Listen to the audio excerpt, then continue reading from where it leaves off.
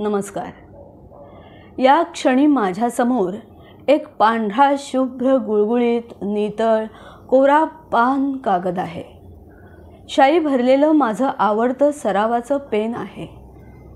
मुख्य म्हणजे मला भरपूर निवांत वेळ आहे. डोक्यात नाना प्रकारच्या कल्पनाही उचंबळत आहेत. मग लिहायला विलंब का? कागदाला पेन टेकण्याचा काय तो अवकाश. मनात येईल ते मी या कागदावर लिहू शकेन. खरंच मनात येईल ते, मनात येईल तसं आणि तेवढं उत्तम प्रकारे कागदावर उतरवता येण्यासाठी मला वाटतं ना की प्रतिभेचं देणं लाभणं फार गरजेचं आहे. आत्ता हे जे मी वाचलं की कागदाला पेन टेकण्याचा काय तो अवकाश, मनात येईल ते मी या कागदावर उतरवू शकेन, असं कोण म्हणते माहिती आहे का? शांताबाई शेळके. प्रतिभेचं अत्यंत लोभस रूप. शांताबाईंच्या कविता जेवढ्या आपल्या मनाला भुरळ घालतात ना, तेवढेच त्यांचे ललित लेख देखील आपलं मन अत्यंत प्रसन्न करतात. आत्ता हा जो मी लेख वाचते तो शांताबाईंच्या ललित नभी मेघचार या पुस्तकातला आहे.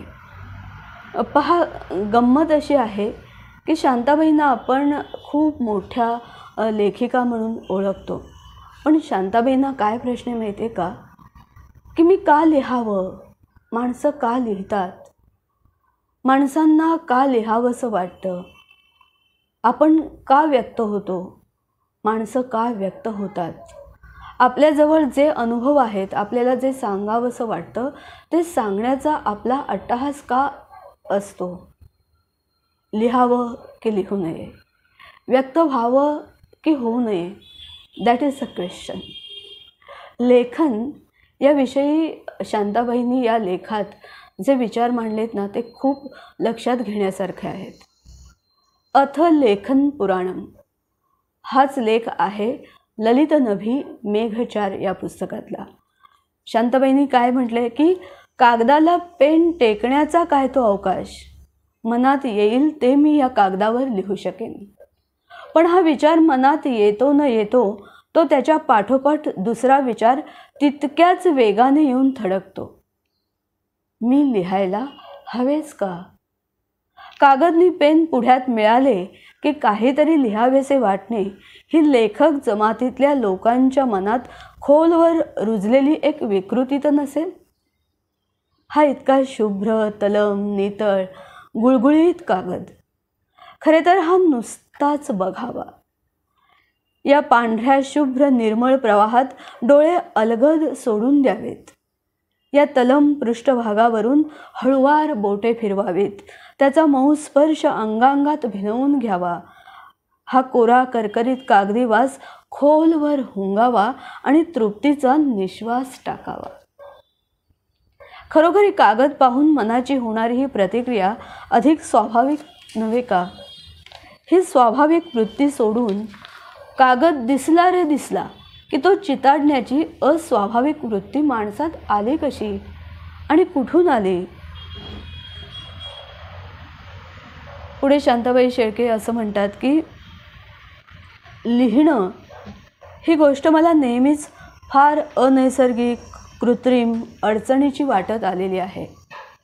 सुखदुःखे, वासनाविकार मनाच्या किंवा शरीराच्या उर्मी येतील तशा आवेगाने भोगून जाणं हे स्वाभाविक आहे.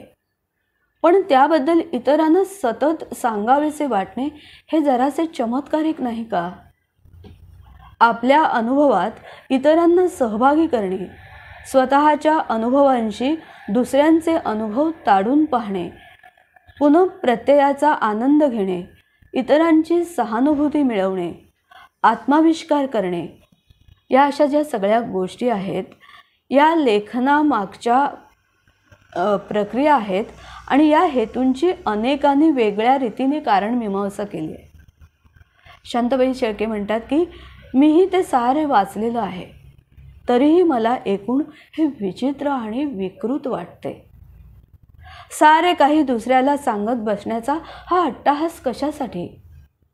आपले अगदी खोल, खाजगी, व्यक्तिगत अनुभव असे चार चौघात चव्हाट्यावर मांडताना मग ते अगदी मोठे कलावंत असले तरी त्यांना देखील संकोच वाटत नसेल का?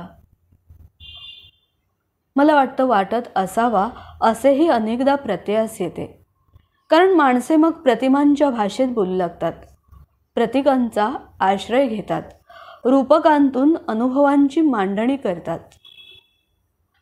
पण पुष्कळदा हे ललित लेखक प्रत्यक्षाला परोक्षाचे रूप देतात, पण जे सांगावेसे वाटते ते सांगितल्या वाचून राहत नाहीत. आता हा एक विचार झाला लेखनाविषयीचा.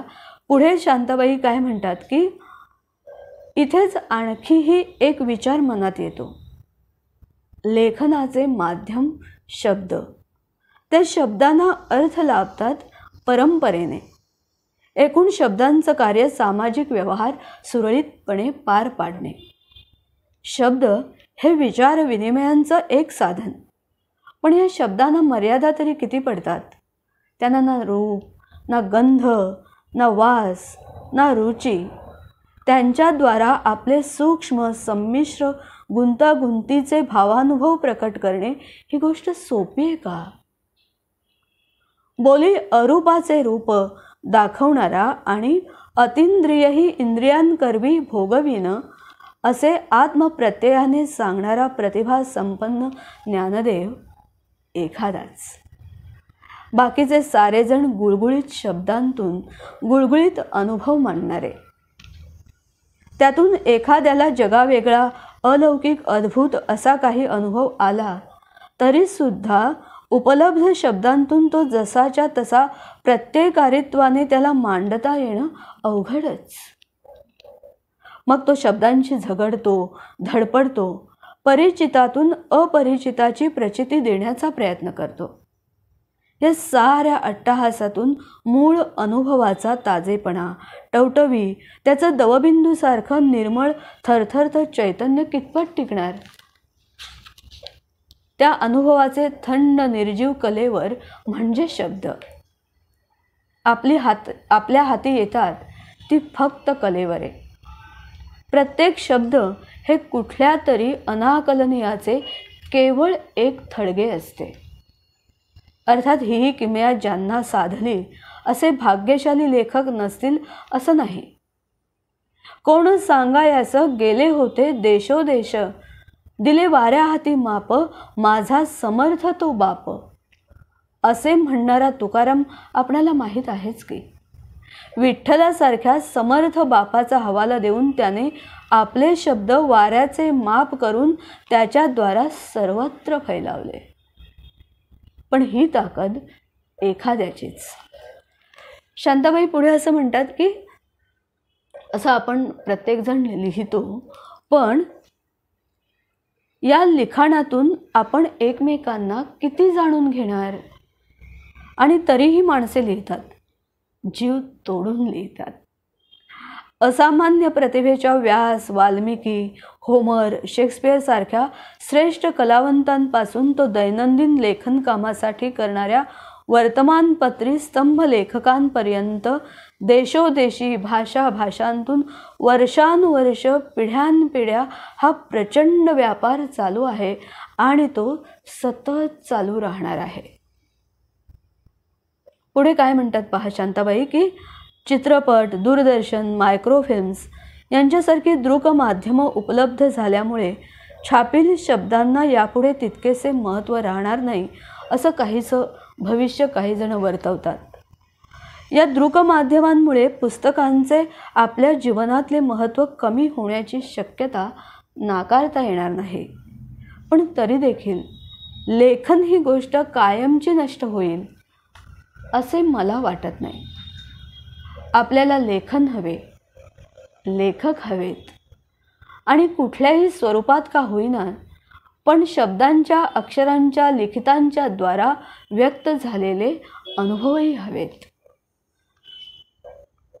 आता इथे पुढे ना शांताबाईंनी एक वेगळा शब्दांबद्दलचा आपल्याला दृष्टिकोन दिलाय की शब्दांचं सगुण निर्गुण रूप कसं असतं आणि ते कसं आपल्याला भावतं आणि आपल्याला असं मोड आपला चेंज करतं. आणि आपल्याला काय मिळतं त्यातून, शब्दांचं सगुण निर्गुण रूप, त्याविषयी शांताबाईंनी इथे एक वेगळाच दृष्टिकोन आपल्याला दिला आहे की शब्दांइतकेच त्यांच्या लिखित रूपालाही महत्त्व असते.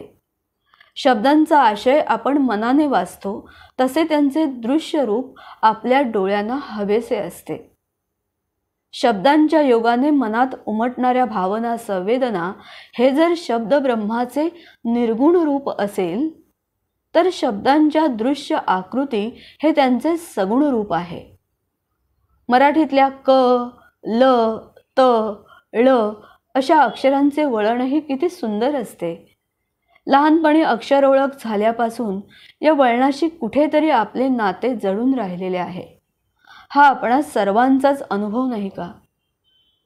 ओंकाराचा केवळ आकार सुद्धा आपल्याला एका गूढ अनाकलनीयाशी नेऊन पोचवतो. तुळशी वृंदावनापुढे रांगोळीने रेखलेल्या श्रीरामाच्या नुसत्या दर्शनानेही मन भरून येतं, अगदी घरगुती वाटू लागतं. जाहिरातीतली बटबटीत अक्षरे, निवडणुकांच्या मोसमातल्या भिंतीवरच्या घोषणांतली अक्षरे, खाजगी पत्रांच्या शिरोभागी असलेला श्रीकार इथपासून तो जुन्या नव्या ग्रंथात वेगवेगळ्या पद्धतीने छापलेल्या अक्षरवाटिका इथपर्यंत शब्दांच्या दृश्य रूपांशी आपले भावसंबंध भिन्न भिन्न रीतीने जडलेले असतात. हे खरं आहे ना की अशीच अक्षरं काही असतात किंवा शब्द असतात आणि त्यांची ती रूपं बघितली की आपलं मन अगदी कधी भरून येतं, कधी प्रसन्न होतं, कधी कोणत्या तरी आठवणी जागा होतात. हे शब्दांचं सगुण आणि निर्गुण रूप. या लेखाच्या शेवटी शांताबाईंनी जे सांगितलंय ते फार महत्त्वाचं आहे. म्हणजे आत्तापर्यंतचं जे सांगितलं ते महत्त्वाचं होतंच, पण हे अधिक महत्त्वाचं आहे असं वाटतं. की शांताबाई काय म्हणतात, आत्ता जे त्यांनी म्हटलं की शब्दांच्या या दृश्य रूपांशी आपले भावसंबंध भिन्न भिन्न रीतीने जडलेले असतात. हे जर खरं असेल तर मला तरी लिहिण्याचा संकोच का वाटावा? अनेकदा मनात येते लिहायचे कशासाठी? हे वाचणार कोण? याचे महत्त्व केवढे? केवळ आपल्या क्षणभंगुरतेची सलनारी जाणीव विसरावी, कशाच्या तरी द्वारा मरणानंतर 4 दिवस जगात टिकावे, उरावे, इतरांच्या थोडेफार आठवणीत राहावे म्हणून तर आपण हा लेखन प्रपंच करत नसू. लेखना पाठीमागचा कुणाचा हेतू काय आहे किंवा काय आहे नेमकं असं शांताबाईंना वाटतं की का लिहत असू आपण? ही मानसिक विकृती नसून ती आपली एक आंतरिक गरज तर नसेल? खरंच हे बरोबर आहे की कधीतरी असं मनात इतकं साठलेलं असतं की ते साठलेलं मग आता कुठेतरी शेअर व्हावं, कुणाला तरी सांगावं, ते व्यक्त व्हावं, ही आपली आंतरिक गरज असते आणि म्हणून लिहावं असं वाटतं मला देखील. आणि अनेक जण मला वाटतं त्यासाठीच लिहत असावेत. आणि ही मानसिक विकृती नाही आहे असं शांताबाई म्हणतात. आणि समजा की ती खरंच तशी असेल तर या गरजेची इतकी लाज का वाटावी? माणसाच्या अंगी अनेक प्रकारचा दुबळेपणा आहे, त्यातलाच हा एक दुबळेपणा असेल तर मग तो स्वीकारून मनोमन त्याची जाणीव बाळगून जमेल तसे न जमेल तसे सुद्धा लिहायला हरकत नाही. म्हणजे काय की लिहिणं, व्यक्त होणं हे अत्यंत गरजेचं आहे. त्यामुळे शांताबाई म्हणतात की हे कोणती विकृती नाही तर आंतरिक गरज आहे, दुबळेपणाही नाही. तर त्यामुळे आणि जर का तो दुबळेपणा असं असेल तर जसाच्या तसा तो दुबळेपणा स्वीकारून जसे जमेल तसे न जमेल तसे लिहायला हरकत काय आहे? मग मनात कल्पना दाटून येतात, शब्द कानात कुजबुजतात, गुणगुणत राहतात. ते दृश्य रूपाने मला खुणावत माझ्या भोवती फेर धरतात आणि मग लिहावेसे वाटते, खूप लिहावेसे वाटते. अथ लेखन पुराणम.